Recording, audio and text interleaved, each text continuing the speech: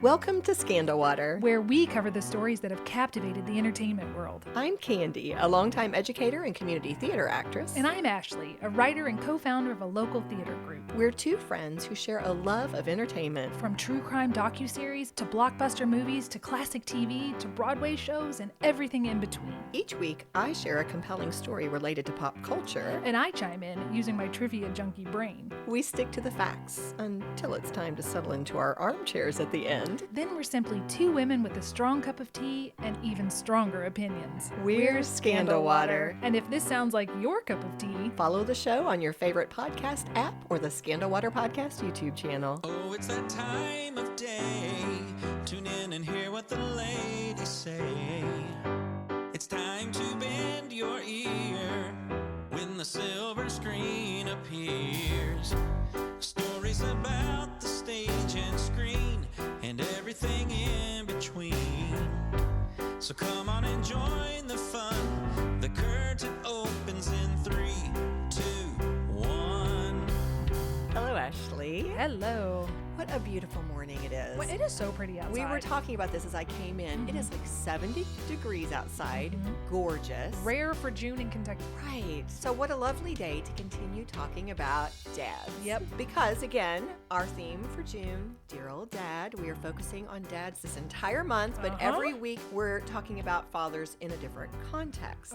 Now, to give you guys a quick little peek behind the scenes, for Ashley and myself, this is actually our last episode that we're recording, our last full-length June episode. Yes. Okay. For you guys, I believe it's going to be second. Yes, second in the lineup. Yeah. But bearing in mind where we are in terms of this process, we've been talking about dads all month, actually. Yes, we have. But I thought I would actually ask you kind of a big picture question right now. Just in general, just thinking about dads and fatherhood in general, what do you think, I'll chime in here too, what do you think are some of the qualities that make for an amazing father? Ooh, that's a good question. I would say a father who supports you, protects you, encourages, makes you feel loved, obviously. I'm going to jump in for just a second because it was interesting. Again, having been the person to pose the question, I had a little time to think about it.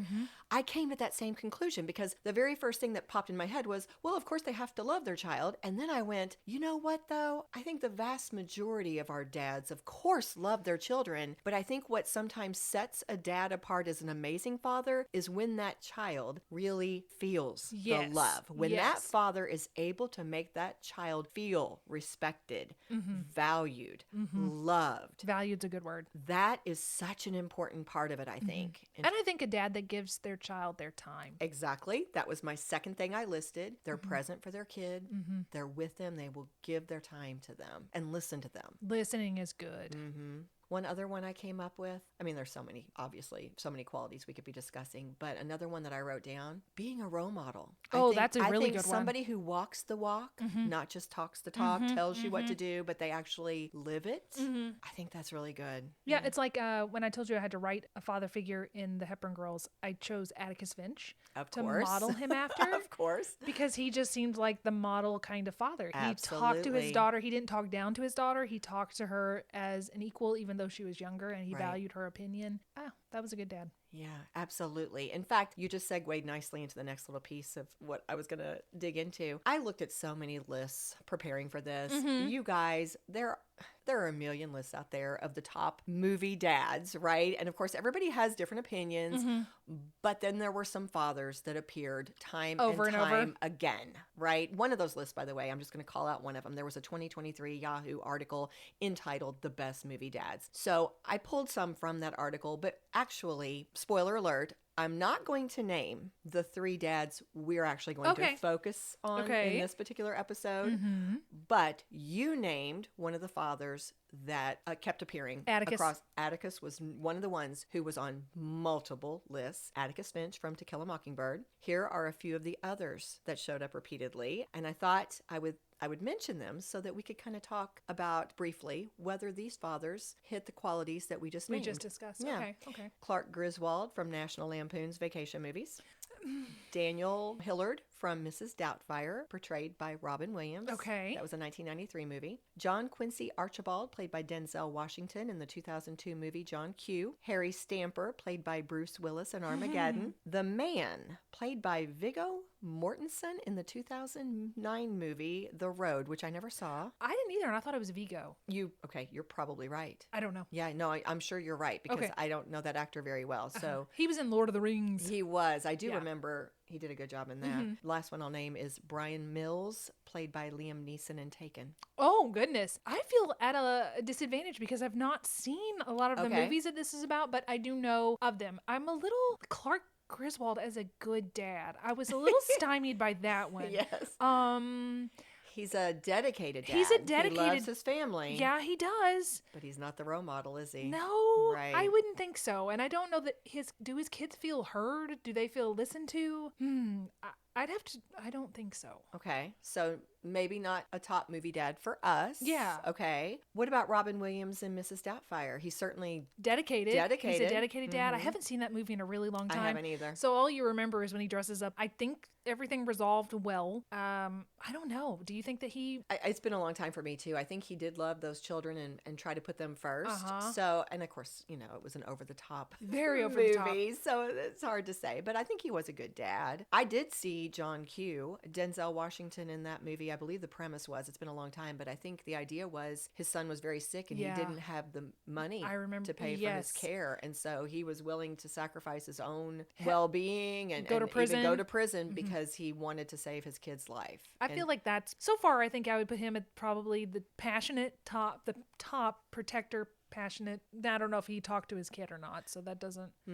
Right. And I think ethically he didn't like what he had to do. He was a moral fella who was forced to resort to that, if I recall correctly. Okay. Harry Stamper in Armageddon. He was a little rough around the edges. He was very rough around the edges. He took protecting his daughter. Well, him and Liam took the protection of the daughters to the extreme, which good in Liam's case. But I feel like he needed to let his daughter be a young woman. He was kind of the one who went through the arc, right? Yes. He grew and he showed himself to be an amazing father with what he did at the end, I think. Yeah. Well, okay. So those are some of the dads who appeared on many lists. We're about to give you our 3 top movie dads, starting with George Bailey from It's a Wonderful Life. Did you realize this year is actually the 80th anniversary of that film? I did not. It was released in 1946. Oh. Yeah. Here's a brief summary from Rotten Tomatoes. After George Bailey wishes he had never been born, an angel, played by Henry Travers, is sent to Earth to make George's wish come true. George starts to realize how many lives he has changed and impacted and how they would be different if he were never there. The thing that this movie is most famous for, which is the part where he's not born, doesn't take place until way into the movie. Mostly it's just him living his life up until he gets to the point of desperation. So that's interesting. The thing you remember doesn't happen for a while. Yeah.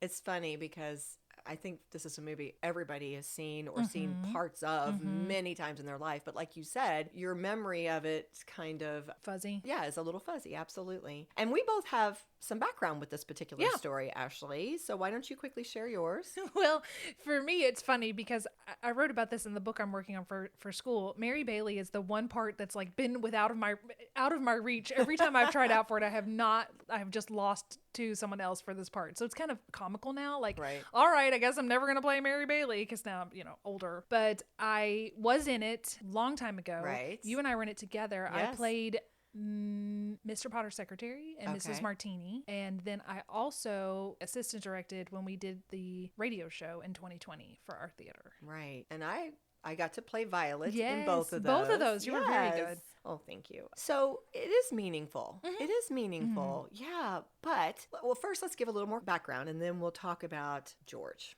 as dad. So the movie was directed by Frank Capra and starred James Stewart as George Bailey, Donna Reed as George's wife Mary, Lionel Barrymore as mean Mr. Potter, and we've already said Henry Travers was the angel Clarence. In the film, George is father to 4 children: Pete, Janie, Zuzu, and Tommy. And again, that's what we're going to focus on. Yeah, the dad part. Him as a dad. Now, just as an interesting little side note, It's a Wonderful Life was very significant to Jimmy Stewart personally. After the war, it was his first movie after the war. Yeah. He spoke about this several times, and his daughter did too. But here is a quote that I found on the American Film Institute site. It said, "At the height of his early career, Stewart shocked the studio heads at MGM by enlisting in the war. During World War II, Stewart flew 20 missions over Germany as a bomber pilot, rising from a private to colonel. Until his retirement from the service in 1968, he was a brigadier general in the Air Force Reserve, the highest ranking entertainer in the armed forces." I did not realize he was that highly ranked. He stayed in the military even after he came back. In the reserves. And started getting back into films. But when Jimmy Stewart came back from the war, he was not okay. Because this was so fascinating to me, I had to do a little bit of research on this. They did not call it PTSD back then. But he definitely had it. That's what he had. That is what he had. He lost weight. He suffered from nightmares. He didn't know if he could return to acting after everything he'd seen and experienced. It seemed so fluffy to him. You know, he just was like, I don't know if I can do this. And he wasn't getting offered the parts because he was out of it now, right? The next best thing came through and they're like, oh, we'll just use him. And then Frank Capra approached him about playing George Bailey. Thankfully for Jimmy and for all of us, he decided to take that role. Jimmy Stewart would later say in lots of those interviews that of all the movies he made, It's a Wonderful Life was his favorite. Really? Yes. And it didn't even do that well when it came It out. didn't, but it meant so much to him personally. Jimmy's daughter was quoted as saying this in a Time magazine article, quote, "The war changed the movies. It's a Wonderful Life was not just a fun romp. It was about sacrifice and helping others, and in the end, it was about hope, about meaning in everyday life. People needed this after the war. I think this is why the movie became so beloved. George Bailey became everyone's hero." I wonder why it didn't do well then, if they needed it. I wonder if it was when it was released. It was just a bad marketing. I didn't look that up, but I think it was something that took them a while, and there were other movies that came out that were a lot more... Well, and part of it was the copyright, too. The copyright expired, so it started getting played on television. Right. And then it became like your annual holiday tradition, and then the copyright got fixed, and now it's all better. But I think that was part of it. It was free to put on TV, so let's put it on TV every year, and then it became... Sure enough. Yep. There we go. Well... Thinking specifically about the father angle, a journalist named Mark Spearman wrote a 2011 article for Pioneer Woman entitled "The 5 Things I Learned from George Bailey," and I loved this man's introduction. I found it lovely. So here it is. There's a strong theme of fatherhood throughout It's a Wonderful Life that jumps into frame the first 10 minutes of the film. Working his after-school job at Gower's Pharmacy, young George is handed a rushed delivery of diphtheria medicine. George discovers the grief-stricken and drunken Mr. Gower has mistakenly filled the capsules with poison.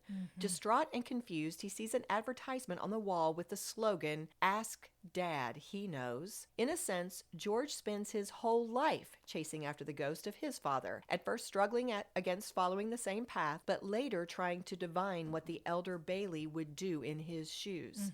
Often, years of maturity are required to truly appreciate the wisdom of our fathers. My own dad, much like Peter Bailey, has never been one to push advice, but when asked, I have always found his words to be sound. As George confides to his father in what becomes their final conversation, "Pop, do you want a shock? I think you're a great guy." Yeah. I love the perspective that fatherhood was so important. And the reason why Gower was so upset is because something had happened to his own son. Right. I think he says something like, you got the telegram. I know you're upset. Something happened. I didn't remember that detail, but that's such a good thing to bring out. I'm pretty sure. So here it is. George is so focused on, his own father. Yeah. And then what a father he turns out to be himself. It's amazing. So George is not only a great guy, everybody's hero, but a great father. And here are a few reasons why. I just kind of gleaned these patterns I saw when I would read different sources, one being this same article that I've already mentioned. One of the things that you would see people point out time and time again,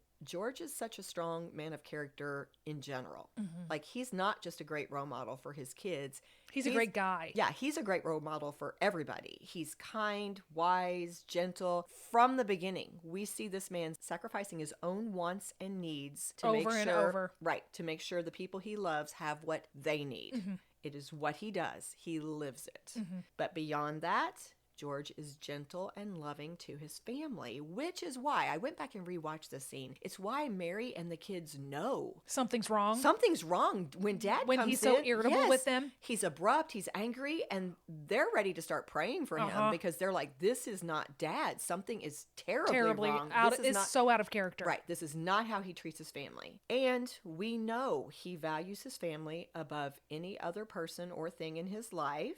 That's why he's willing to make that sacrifice. Yeah. That's Because he thinks they would truly be better off without him. Exactly. He thinks this thing has happened. I'm going to go to prison. They're going to be destitute without me. It just would be better for everybody if I wasn't even born. Right. So it's actually for them that he is considering doing this. I also have this little clip I'm going to play from the movie that I think helps to bring that point home as well. Help me, Clarence! Get me back! Get me back! I don't care what happens to me! Get me back to my wife and kids! Help me, Clarence, please! Please! I want to live again! I want to live again! I want to live again! Please, God, let me live again! Oh, I get a little teary. Me too. Ooh, because you're not seeing it. You're just hearing it. And you hear the actual authentic emotion in his voice. It was so beautifully Ooh. acted. And then when he says, I don't care what happens to me. I don't care what happens to me. I just want to be back with my family. So one last thing I'll bring out that I think exemplifies George as being such a loving father. Despite his worry and anguish over the lost money, there is the famous scene where he goes to Zuzu's bedside and he is so gentle and kind to his sick little daughter. He's like, so what's the matter with you? Well, she asks him to paste the petals Yeah. back on her flower to make it whole. Yeah. And he pretends. And he puts it in his pocket. He puts it in his pocket. I'm going to return to that same article because I thought this insight was also really lovely. For me, the essence of this story is conveyed early in George's dark night of the soul at the bedside of tiny daughter Zuzu Bailey, who is sick with a fever. She shows her father the flower she won at school. So treasured is this delicate specimen that Zuzu walks home that December day with her coat open to protect her flower from the wind. A few petals fall away. She asks her father to make the flower whole, which he cannot. He places the loose petals in his pocket. Later, when the angel Clarence gives George a glimpse of what might have been, the petals and so much more than can be humanly reckoned are gone. The story that follows is a parable about what matters and what doesn't. Along the way, there are many lessons to be learned. And for that, George Bailey, we thank you. Isn't That's that beautiful. lovely? I thought it would be such a lovely way to end this section on one of our top 3 movie dads, George Bailey. We're going to take a break, though, and when we come back, we'll talk about the other 2.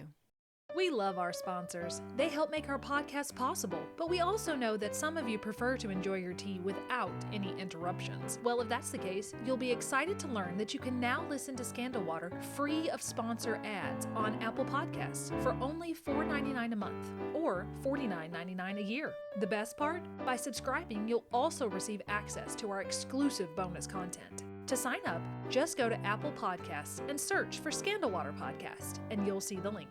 Thanks for helping us keep the tea brewing. Cheers! And we are back and ready to talk about movie dad number 2, George Banks, from the 1991 rom-com Father of the Bride. We got 2 Georges. We do. Two Georges. And we had a clip for our first George. I have a clip for this one as well. I thought you were going to say George Banks from Mary Poppins. I was like, what? really? Wait a minute. What is... So here you go. You guys are probably going to recognize this. You fathers will understand. You have a little girl. An adorable little girl who looks up to you and adores you in a way you could never have imagined. I remember how her little hand used to fit inside mine. How she used to love to sit on my lap and lean her head against my chest. She said I was her hero. Then the day comes when she wants to get her ears pierced and wants you to drop her off a block before the movie theater. Next thing you know, she's wearing eyeshadow and high heels. From that moment on, you're in a constant state of panic. You worry about her going out with the wrong kind of guys, the kind of guys who only want one thing. And you know exactly what that one thing is because it's the same thing you wanted when you were their age. Then she gets a little older, and you quit worrying about her meeting the wrong guy, and you worry about her meeting the right guy. And that's the biggest fear of all, because then you lose her. Do you remember what part of the movie that came from? I don't. I just remember this movie destroyed me. It was so good. That's the opening. It opens with him sitting there. He's in his tux. It's after it's all over, and he's doing that voiceover. And I think it's just so powerful. Heart-wrenching. It is. It's so touching. I wonder if he wrote that because, he's a very good writer. He is a good writer, but I don't believe he did. Don't hold me to that. Yeah. I don't think he did. But let's go ahead and talk about this because I know we both have so much to say. Well, you did see it though, right? I did. Okay. Oh yeah, I saw Have it. you seen it since then? I don't know. I saw it a bunch of times when it first came out, much like Brad Paisley. You remember? He watched it a bunch of times. But I loved it. I loved their relationship. It made me feel so warm, but also melancholy because of it's the transition. It's like he said, you're going from being a family unit to now you're going off on your own, and it's something different, and it's not the way it was. And one of the things that I remember thinking was so lovely about it in terms of the father-daughter relationship was how he would keep looking at her and seeing her as a little girl. Oh, yeah, it really got me. It really got me. Of course, at the time I was watching it, I was more interested in the romantic relationship. I think it was more of a rom-com to me at that point. But I see it now from that different angle, and it's just beautiful. Well, you've already said it came up when we did our episode on Brad Paisley and Kimberly Williams Paisley's romance. So if this episode inspires you to go revisit that one, it's entitled In Sickness and in Health, The Love Story of Brad Paisley and Kimberly Williams. Came out February 18th of 2025, so you can go find that one. That was a long time ago. Yeah, it's been a while. But just to quickly review some of the details surrounding the movie. Father of the Bride was a 1991 film. Oh, I would have been 11 when it came out. Boy, I would have been primed for being like, But it starred Steve Martin, as we've already said, and Diane Keaton played his wife. He was George Banks. She was Nina Banks. Kimberly Williams starred as the adorable bride-to-be Andy Banks. I loved her in this movie. She was perfect. The screenplay was co-written by Nancy Myers and Charles Shire. They were a real-life couple at that time. They were married. Charles Shire also directed. The Rotten Tomatoes summary of this PG-rated movie reads, George Banks and his wife Nina are the proud parents of Annie. But when she returns from studying abroad and announces that she's engaged, their whole world turns upside down, especially that of overprotective George. From meeting the in-laws to wedding plans with an over-the-top consultant, played by Martin Short, by the way, and his flamboyant assistant, it seems as if the troubles never end in this update of the classic Spencer Tracy comedy. I have wanted to see that for a long time. I've never seen that one. It's him and Elizabeth Taylor. Absolutely. Absolutely. Yeah, the original movie came out in 1950. In 50, okay. Yeah, very popular movie. In fact, the source I was reading called it one of the top box office performers of that year. You've already said Spencer Tracy played Steve Martin's role, the father of the bride. Joan Bennett played the wife. Okay. And Elizabeth Taylor was the gorgeous bride-to-be, who was very young at that time. Yeah, I think she got married herself right around the time this came out. Yeah. The 1991 version, of course, was also wildly successful, earning $129 million and leading to both a sequel and another remake that came out in 2022 starring Andy Garcia and Gloria Estefan as the parents. Oh, yeah, I do remember that. Yeah, I didn't see it. I didn't either. Yeah, but we are going to focus on this 1991 version. That's where we're going to live for the sake of this episode. And I mean, I think I speak for both of us when I say, I think the reason we love this movie so much, and so many other people as well, is because of the heart that Steve Martin brings to this. He is so torn up over losing his little girl. Of course, it's funny how he balks at the money and all the things they do to him. But mostly it's about losing her. Absolutely. Yeah. There's a lady named Jolene Barrett who wrote an article for Scary Mommy in 2024 about why George Banks is such a great father. I want to give her credit for inspiring a few of the points that I'm going to share because she made me think about a few things. But she wrote the article because she thinks George Banks is one of the all-time best movie dads, so we're on the same page there. But a couple of the reasons why he's so good. See if you agree with this, and of course chime in here. Okay. But throughout the entire wedding experience, of course, we've already said this, George is conflicted. He's a reluctant participant. He feels like his daughter is too young, the relationship is too new. He's not Yeah. even sure he likes the Right, groom. right. Yep. Yet he repeatedly makes sacrifices, puts out the money, goes along with all the plans, partly because his wife is telling him to, and he values and honors his wife's opinion. But ultimately, it really comes down to he wants to see Annie happy. Yeah. He is all about her happiness, and Yeah. what his little girl wants, Yeah. he wants to give her. And I think that's part of why he's so reticent too. Is he's what if it's not the right person? Right. What if she's met the wrong person and it He wants to doesn't go well? protect He her. wants to protect Yeah, her. Yeah. Absolutely. So his motivations are always good. Well, along those same lines, though, wanting to make sure he protects her happiness. When Annie and Brian, the groom to be, have a fight, George is the one who sets aside his own feelings, his own reservations to help them reconcile.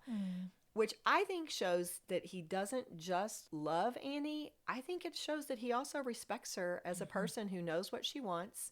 And throughout the movie, not just in that little incident there, but I think throughout the movie, as she talks about her career and other things, she knows what she wants, and he's always about helping her try Achieve to it. achieve her goals. Yep. He respects her. He wants to help her however he can. Even if he doesn't necessarily agree with it. Exactly. Exactly. And then the third point I was going to bring out, this is one that came from that article, so credit to her. But George wasn't just a good dad to Annie. He also tried to be a good father to their son. They have a son she has a named younger Maddie. brother. Yep. At one point, George realizes how much the wedding has been consuming everybody's time and attention, and he apologizes to Maddie for not paying more attention to him. So I think he shows himself in that brief movie, to be a dad who really wants to do what's best for his kids, who notices them, who pays attention to them, and who really wants to be there for them. Yeah. I think he's a great dad. I do too. I just love the movie. You have all these lasts. Like, this is the last time she's going to be here. Right. This is the last time we're going to experience this as a family. She's going to have her own family. That's a very tears you up. very emotional journey. Yeah. Before I conclude this little section, actually our conversation made me think of something else I wanted to say. So many times I think a quality that really helps make a good dad move to great is when they have a wonderful sense of humor or playfulness. Yeah. And I think we see that with him, that humor, that playfulness really, I think, matters. interesting- It connects to the kids. It's interesting to me that Steve Martin didn't become a dad until much later in his life. So he played a father, not having been a father. He's this great father.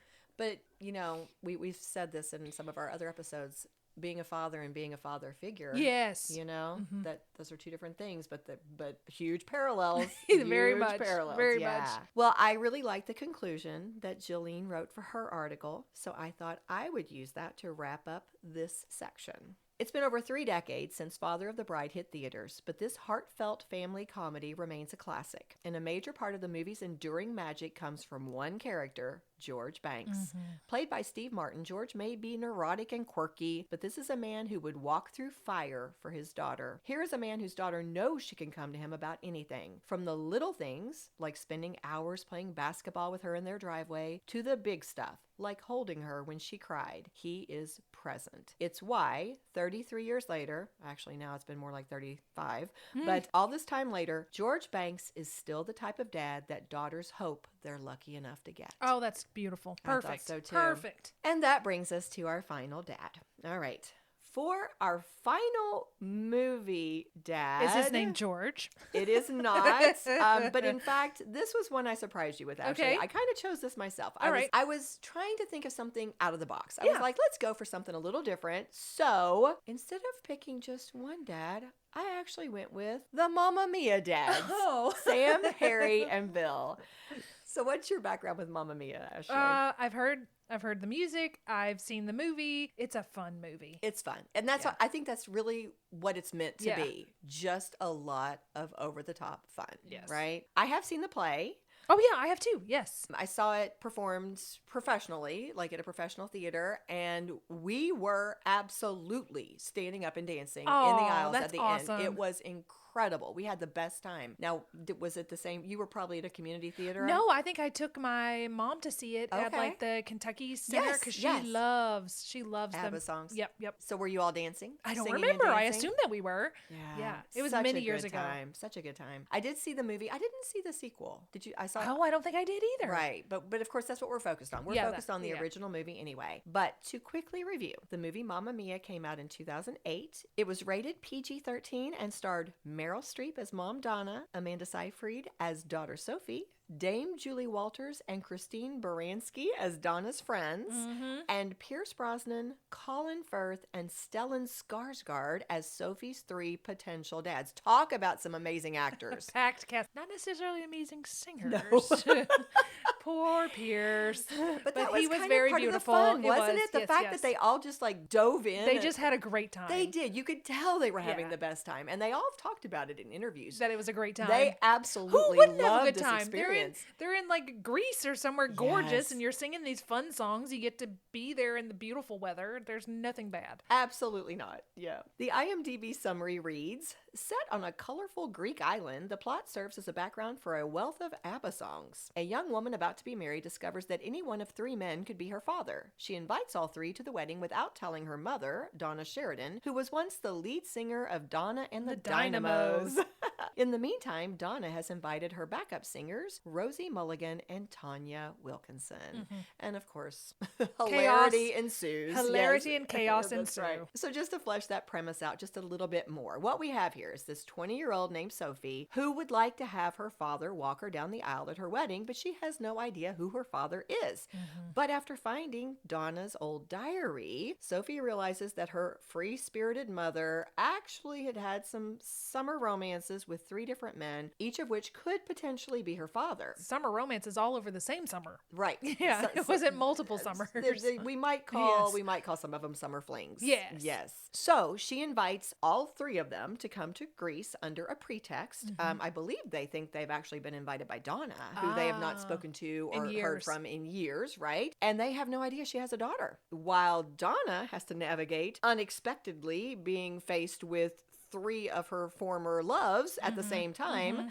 We have Sophie trying to figure out Who's my dad? Right, who's my dad? So, I mean, it's an over-the-top premise. Yeah. It's just meant to be fun. and- yeah. Do you have a theory on who you think her dad was? I do, and actually, I read what some of the cast members think. Oh, well. Yes. Do you want to hear? I think it's Sam. Okay. I think it's why do you Pierce. think so?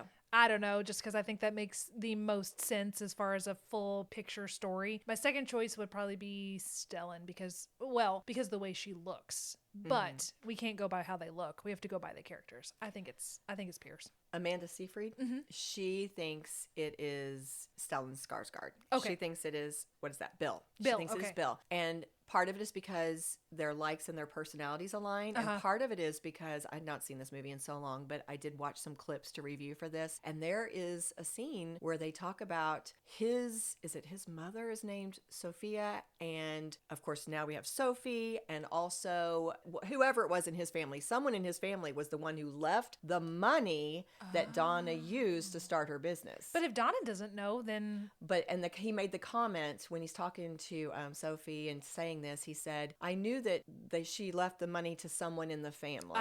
okay. So there were some little hints here and there. Yeah. But now that doesn't mean it you, is. You absolutely have arguments for the other fellas yeah. too. But that was her rationale for Okay. why she thinks it might be him. Anybody else from the cast? Well, Pierce Brosnan hopes it's Sam. See, of course. I think most people land between Sam and Bill. Yeah. Most people have decided that it doesn't work out well, the timing and just some of the circumstances. It's not Harry. Who do you think it is? I would like it to be Sam. Yeah. But it's just because I just want it to be. Yeah. But after hearing some of the arguments, I was like, well, Bill kind of makes sense. Yeah. Yeah. It's one of the two of them. It's one of the 2 of them. Yeah. Well, why choose these fellas as great movie dads? Because obviously they weren't there. Right. They're out of these are not fellas who raised these kids, or raised this child, I should say. We're talking about one girl. But it was interesting. The writer of one source I have kind of skimmed, I didn't even read it carefully, but she commented that the men in Mamma Mia actually reverse the trope of the deadbeat dad.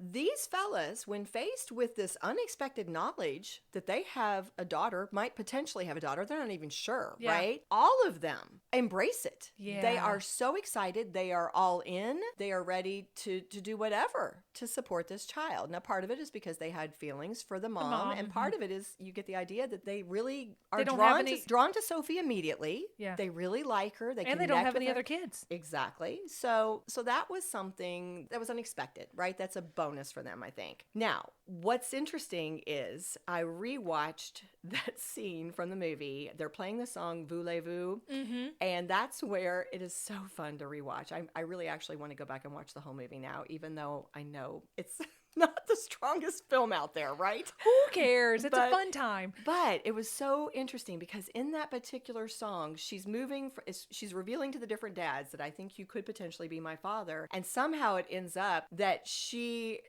ends up secretly promising each one of them that To they're walk her going to down be the the aisle. one that gets to walk her down the aisle. And it was just so cute because they're all excited. Yeah, They they all want to do want it. to. And yes, exactly. And then by the end of the movie, they've developed, I mean, and this is a very short amount of time that's passing, but they have developed not only a strong bond with Sophie, but with each other Yeah. to the point to where they decide They don't want to know. they don't want to know. They don't want DNA tests. They don't want a paternity test. They would be content to be a third of a dad to this amazing kid, this amazing isn't that, daughter. Isn't that what you would want? To Exactly. meet somebody and for them to be like, I am so excited that you are alive, that you exist. That I can have a relationship with you Yes. and be a father figure Yes. to you. And they decide, no, we'll just share this. And because we don't want to be taken out of this situation, potentially. It's like that TV show, My Two Dads. They never wanted to know either. Well, that was a quick one. Yeah. But that brings us to the close of our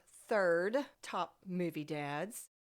Armchair psychologist. So the armchair. We talked about some of those other dads at the beginning who were kind of runners up. They appeared on a lot of different lists. And you didn't do Atticus because we pretty much covered him. Absolutely. Just this we year, talked about him right? so much. Yeah, yeah. Absolutely. Otherwise, He'd be in the list. he'd have to be there, Yeah, right? he'd be like number one ever. Well, you know what? We've done a little armchairing already because of the way we started. Let's talk about that. Putting everything we were aside, ranking? if you were just going to go for your number one movie dad, would you give it to Atticus? Probably. I think I probably would, just because when you think of the term, he's who you think of. Absolutely. He's just who you think of. And I guess George Banks would be a modern, but I don't feel like enough people have seen that movie to go, that's absolutely who a good modern father would be. But I would probably put George Banks as runner up. Would you? Okay. I think so. I think so from a modern perspective. If I would do Atticus, because Atticus was warm, he was compassionate, he was kind, he was moral, just almost He checked every box. he checked every single box. Now we're again if you go back and listen to our Harper Lee episode, we talked about some of the Changes they made some to of the him. changes they made. Yeah. But we're talking about the movie, The right? Because we're classic, talking about yes. top movie dads. Movie dads. So thinking only of the movie version of Atticus. Gregory Peck. We're thinking I of don't know Gregory that you Peck. can top that. I don't think you can. I don't know that you can. I mean, even down to the fact that, now he had a lot of help from Calpurnia, but he was a single father in that time frame. That also was unusual. Yeah. He was so busy with his job, and yet he found a way to be so close to them, reading them stories at night, taking them, life lessons and so much wisdom and so much compassion. And like you said earlier, talking to them like they were equals, helping them to think through and empowering them to make moral decisions on their own instead of lecture. Yeah, I don't think you can top him. I don't think you can. Who would you put? No, that's it. We've already talked No, I mean, through mine. who would you put as your runner up? Oh gosh, that's hard because I do think that Atticus is like way up there on the pedestal. From our guys we talked about today. From our guys we talked about today, I would have to say George Bailey. Okay. I think I would. Times were different, so you have to look at it through the lens of that time period. But I think as a dad during that time period, life was hard, but he was making every decision, I think, through the lens of how to Sacrificial love. Yes, he was going to put his family at the top. He was going to take care of them, and whether that was his nuclear family or his extended family, he was going to make sure everybody had what they needed, and yet he never was resentful. He was so kind, so good-humored, so loving. Yeah. So wise. I mean, he was just a great guy. He was a good guy. Yeah. That's a good choice. I think you can't go wrong with either I one don't of the think you Georges. can. Absolutely. Either one of the Georges would be a great runner-up. 100%. Well, who do we want to cheers, Ashley? I think we've reached the end. We can't cheers Atticus because he's not in the episode. Let's just cheers the dads, the George, and even the Three Stooges there from Mamma Mia for being Because just, goodness, they jumped into they it with jumped both into feet. it. They did. The, So the thanks to actors into dads. the singing and dancing, and the fathers into Yes. being Yeah, so thanks to the sacrificial dads, thanks to the warm and loving dads, and thanks to the dads who are just excited to be a dad. 100%. Cheers to you. Cheers. If you love what we do, please rate and review our show or become a supporter through Buy Me a Coffee or Patreon. Whether a single gift or recurring monthly donation, your support is what allows us to keep the tea brewing. Subscribe on your favorite podcast app or the Scandal Water Podcast YouTube channel, and follow us on Facebook, Instagram, and TikTok. Show notes are available at our website, scandalwaterpodcast.com, where you can also access the merch store and more. This episode was executive produced by Candy Thomas, that's me, and Ashley Raymer Brown. That's me. It was researched and written by Candy Thomas and edited by Ashley Raymer Brown. A special thank you to Josh Martin, who wrote, composed, and performed the Scandal Water theme and other music, Matt C. Adams, who created the artwork, and Joshua Reeve, who designed our website and provides ongoing technical support. As a reminder, this podcast is purely for entertainment purposes. The thoughts and opinions of the hosts during each episode of Scandal Water are their own and do not reflect the opinions of any future guests, advertisers, or clearly professional psychologists. Thanks for listening.